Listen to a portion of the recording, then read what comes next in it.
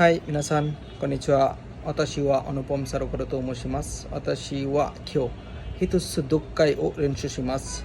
役に立つと感じてもらえたら、チャンネルを登録、いいね、コメントをよろしくお願いします。私はベンガル語と日本語を説明します。はい、始めましょう。はい、私は家族と一緒に、আমি ফ্যামিলির সাথে একসাথে家の前にたくさん花を植えました。মানে বাড়ির সামনে অনেকগুলা ফুল গাছ লাগিয়েছিলাম। 植えましたমানে প্ল্যান করা বা লাগানো। 街の人は綺麗な花を見ればযদি দেখে, শহরের লোকজন যদি দেখে, 楽しい気持ちになると思います。আমার মনে হয় তাদের ফিলিংসটা ভালো হয়ে যাবে।